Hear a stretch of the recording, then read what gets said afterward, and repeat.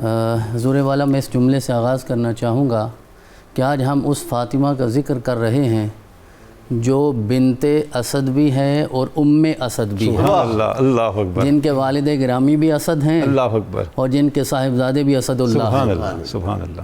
تو اس کا مطلب یہ ہے کہ فاطمہ جو ہے وہ مابین ہے دو اسد کے۔ کیا بات، اللہ رب العزت نے انہیں یہ مقام بخشا، یہ شرف بخشا ہے۔ سبحان اللہ، دائیں بائیں اسد حیدر، سبحان اللہ، سبحان اللہ۔ اور جس طرح قبلہ پیر صاحب نے بڑے خوبصورت انداز سے اس بات کا آغاز فرمایا، اور میں اسی تسلسل کو آگے لے کے جانا چاہوں گا کہ دیکھیے یقیناً یہ اللہ کا انتخاب ہوتا ہے، وہ اپنے مقربین کا کسی کو کفیل بناتا ہے تو اپنی مرضی سے بناتا ہے، ٹھیک ہے، اور اس کی مثال بڑی واضح مثال قرآن عزیز میں ہے۔ قبلہ تنولی صاحب، قرآن عزیز 2+2 = 4 کی کتاب نہیں ہے، وہ کتاب ہدایت ہے، وہ آپ کو روشنی دیتی ہے، اس روشنی میں آپ نے منزل تک خود پہنچنا ہوتا ہے۔ اگر سب کچھ لکھا ہوا واضح ہوتا تو یہ دنیا بنانے کا مقصد ہی نہیں تھا۔ یہ ابتلاء کا مقصد کیا ہے، آزمائش کا مقصد کیا ہے، امتحان میں رکھنے کا مقصد کیا ہے۔ تو میرے رب نے ایک مثال بیان فرمائی ہے کہ جب حضرت سیدہ مریم سلام اللہ علیہا کی ولادت ہوتی ہے، فلما ودعتھا قالت ربی انی وضعتھا انثی واللہ اعلم بما وضعت ولیس الذکر کالانثی، یہ بیان کرنے کے بعد میرے رب نے فرمایا لاؤ میں اسے قبول کرتا ہوں، فتقبلھا ربھا بقبول حسن وانبتھا نباتا حسنا وکفلھا زکریا۔ اب یہ کفلا کا فاعل میرا رب خود ہے کہ میرے رب نے جناب مریم کا کفیل حضرت زکریا کو بنایا۔ اس کا مطلب ہے کہ مقربین کے کفیل ہونے کا فیصلہ میرا رب خود فرماتا ہے۔ اگر حضرت سیدہ مریم کے کفیل کا فیصلہ میرے رب نے خود فرمایا ہے تو جناب محمد رسول اللہ کے کفیل کا فیصلہ خود نہیں فرمایا ہوگا۔ اور اس زمانے میں حضرت زکریا سے معتبر کوئی نہیں تھا، ٹھیک ہے، اس زمانے میں حضرت زکریا سے زیادہ معزز کوئی نہیں تھا، اس کا انتخاب کیا۔ تو اب پھر ماننا ہوگا نا کہ اس زمانے میں جناب ابو طالب سے معزز کوئی نہیں تھا، اس لیے میرے رب نے اسی گھر کا انتخاب فرمایا۔ اور دوسری بات یہ ہے کہ الم یجد کا یتیما فآوا، سورۃ الضحیٰ میں رب رحمان نے رسول اکرم پہ اپنی نعمتوں کا تذکرہ فرمایا ہے کہ یہ بھی میرا انعام ہے، یہ بھی میرا تحفہ ہے، یہ بھی میرا انعام ہے۔ تو جناب ابو طالب کی گود کو اللہ رب العزت نے اپنی پناہ قرار دیا ہے، جناب حضرت سیدہ فاطمہ بنت اسد کی گود کو میرے رب نے اپنی پناہ قرار دیا ہے۔ تو اب رسول اکرم علیہ تحیۃ وثناء کو یہ جو تحفہ عطا فرمایا میرے رب نے، یہاں آج زمانے میں کوئی ایک یار دوسرے یار کو تحفہ ایسا نہیں دیتا جس میں کوئی عیب ہو۔ اب اللہ نے اپنے رسول کو تحفہ دیا ہو تو عیب دار ہوگا، ایسا تو ہو نہیں سکتا۔ فآوا کا مصداق کون ہے؟ ایسا ہی اس کا مصداق حضرت سیدنا ابو طالب ہیں اور جناب حضرت سیدہ فاطمہ بنت اسد ہیں۔ ابھی انشاءاللہ تفصیل کے ساتھ باقی موضوعات پہ بھی بات ہوگی۔ آپ نے اولاد امجاد کی بات کی ہے، تو ایک روایت کے مطابق اللہ رب العزت نے آپ کو 6 اولادیں عطا فرمائی جس طرح قبلہ پیر صاحب نے ارشاد فرمایا، اور ایک روایت کے مطابق 7 اولادیں عطا فرمائی، 4 بیٹے ہوئے اور 3 بیٹیاں ہوئیں۔ اور سیرت نگاروں نے لکھا یہ پہلی ہاشمیہ ہیں، یعنی پہلی ہاشمی خاتون ہیں جن کے وجود سے اللہ نے ہاشمی اولاد کا تولد فرمایا ہے۔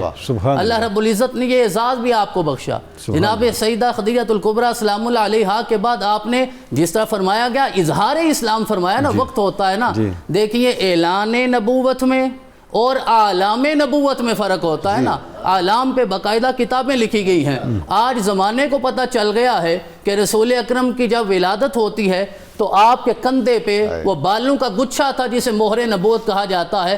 آج حضرت رازی کو پڑھنے کے بعد ہمیں پتہ چل گیا، تو جنہوں نے پیدا ہوتے اٹھایا انہیں نہیں پتا کہ یہ بالوں کا گچھا کیا ہے، تو انہوں نے زبان سے نہیں کلمہ پڑھا، انہوں نے مہر نبوت کو چوم کے کلمہ پڑھا ہے۔ تو اللہ رب العزت نے یہ ساری سعادتیں اس گھر کو عطا فرمائی۔ سب سے بڑے بیٹے جناب طالب، جن کی نسبت سے حضرت عبد مناف کی کنیت ابو طالب ہو گئی، تو جناب طالب، اس کے بعد حضرت عقیل، پھر حضرت جعفر، پھر مولا کائنات شیر خدا تاجدار حلتا جناب علی المرتضیٰ علیہم السلام، یہ 4 صاحبزادے عطا فرمائے، 3 بیٹیاں عطا فرمائیں جن میں جناب حضرت ام ہانی، حضرت جمانہ اور حضرت ریتا، یہ 3 ہستیاں ہیں جو صاحبزادیوں کی صورت میں میرے رب نے آپ کو عطا فرمائی۔ اب ان ہستیوں کے بارے میں تھوڑا سا میں تعارف عرض کرنا چاہوں گا، اور میں نیچے سے اوپر کی طرف جانا چاہوں گا کیونکہ اسلام کے اعتبار سے بھی ان کی ترتیب یہی بنتی ہے۔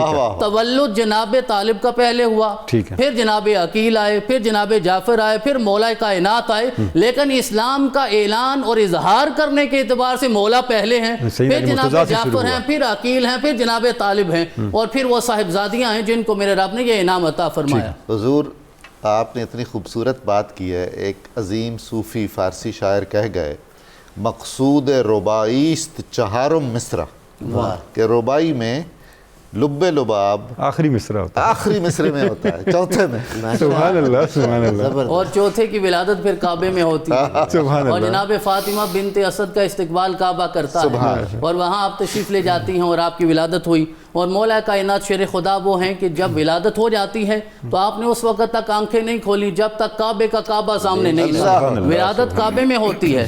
اب یہ تخیل شعر کی صورت میں تو اعلیٰ حضرت نے بعد میں دیا ہے، عقیدہ مولا کائنات نے پہلے عطا فرمایا اپنے عمل سے، اپنے عمل سے۔ اور حضرت فاطمہ بنت اسد نے اٹھایا تھا کہ میرے بھتیجے لگتا تو صحت مند ہے لیکن آنکھیں نہیں کھول رہا، لیکن جیسے ہی لمس ید مصطفیٰ محسوس کرتے ہیں آنکھیں کھول کے ڈاکٹر صاحب زمانے یہ کو دیکھیں وہ بتایا، کہیں اور پیدا کیوں نہیں لے کعبے کے، میں ہوا ہوں۔ وہ کہیں اور کیوں نہیں لے کے گئیں، آپ کے پاس لے کے آئیں۔ وہ اسی طرح جس طرح قبلہ نے ارشاد فرمایا کہ وہ رمز شناس ہے نا جناب مصطفیٰ کریم کی، وہ آپ سے کے مقام کی پہلے دن سے عارف تھی، پہلے دن سے عارف تھی۔ تو مولا کائنات شیر خدا کو یہ سعادت میرے رب نے عطا فرمائی، کعبے میں ولادت ہوتی ہے، اور آپ نے ساری زندگی کسی بت کو سجدہ نہیں کیا، آپ کے ابا جی نے نہیں کیا، آپ کی اماں جی نے کبھی سجدہ نہیں کیا جی، اور کبھی ایسا ہوا ہی نہیں ہے کہ ان کے گھر میں کوئی بت رکھا گیا ہو۔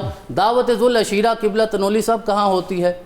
جناب ابو طالب کے گھر میں، اور کسی سیرت نگار نے لکھا کہ اس لیے اس گھر میں دعوت ذوالعشیرہ رکھی گئی تھی کہ گھر تو وہ ہونا چاہیے جس کے کسی کونے میں کوئی بت نہ ہو، کہیں صنم پرستی کا کوئی شائبہ ہی نہ ہو، کیونکہ وہ توحید کی دعوت تھی، وہ سب سے پہلے وہاں ہوتی ہے۔ نہ گھر کے کسی کونے میں، نہ اس گھر کے فرد کے دل و دماغ کے کسی کونے میں۔ تو مولا کائنات شیر خدا کی ذات تو یہ ولادت کعبہ سے سفر شروع ہوتا ہے، اور پھر من کنت مولا فہذا علی جن مولا تک جاتا ہے۔ تو یہ وہ ہستی ہیں جو آج ہماری ممدوحہ ہیں، جن کا ہم ذکر کر رہے ہیں، جو ہماری موصوفہ ہیں، کہ جو ایک کی تربیت کرتی ہیں تو وہ نبوت کا امام بنتا ہے، اور دوسرے ولایت کے اور امامت کے امام بنتے ہیں، امام الائمہ بنتے ہیں۔ پھر حضرت جعفر کی اگر ہم بات کریں تو وہ جو خطبہ آپ نے دیا ہے شاہ حبشہ کے دربار میں، ہے بادشاہ سلامت، کُنَّا نَعْبُدُ الْأَصْنَامَ وَنَأْكُلُ الْمَيْتَ، ہمارا تو یہ حال تھا، فَكُنَّا عَلَى ذَلِكَ حَتَّى بَعَثَ اللَّهُ إِلَيْنَا رَسُولًا مِنَّا، ہم اسی حال میں تھے تو اللہ رب العزت کو ہم پہ رحم آیا، اس نے ہم میں سے ایک رسول مبعوث فرمایا، نعرف نسبہ وصدقہ وامانتہ وعفافہ۔ اور یہ جو قریش کے نمائندے بن کے آئے ہیں یہ جانتے ہیں کہ وہ رسول کون ہے، اس کے نسب سے نا آشنا نہیں ہے، نسب جانتے ہیں، ان کی عفت جانتے ہیں، امانت جانتے ہیں، صداقت جانتے ہیں۔ تو اس کا مطلب یہ ہے کہ جو دسترخوان ہے وہ کسی کی محبت یا نفرت سکھانے میں بڑا اہم کردار ادا کرتا ہے۔ تو یہی دسترخوان تھا جو جناب ابو طالب کا ہے، یہی دسترخوان ہے جو جناب سیدہ فاطمہ بنت اسد کا ہے۔ اب اسی دسترخوان پہ جناب جعفر بیٹھتے ہیں، مولا علی بیٹھتے ہیں، ان کی محبت کو دیکھتے ہیں، اور جس طرح قبلہ نے اشارہ کیا وہ دیکھتے ہوں گے نا کہ ان سے محبت کرتے ہیں، ہمارے ساتھ اس طرح نہیں ہوتی، لیکن اس سے انہوں نے سیکھا یہ ہے کہ یہی ہستی ہے جس کے لیے اللہ نے محبت کا جذبہ پیدا فرمایا۔ حضور والا محبت بھی تو پاکیزہ جذبہ ہوتا ہے نا، یہ ہر جگہ نچھاور کرنے والا تو نہیں ہوتا، لیکن جو اس قابل ہو اس پہ سب کچھ قربان کر دینا چاہیے۔ اور جناب عقیل کے ساتھ رسول اکرم اتنی محبت کرتے تھے، آپ فرماتے ہیں میں دو وجوہات سے آپ سے محبت کرتا ہوں، ایک تو میری ذاتی قرابت داری ہے، دوسرا میں نے اپنے چچا کو دیکھا کہ آپ سے بہت محبت کرتے تھے، اور جناب ام ہانی کا مقام تو یہ ہے کہ سفر معراج کا آغاز ان کے گھر سے ہوا۔ سبحان اللہ، سبحان اللہ۔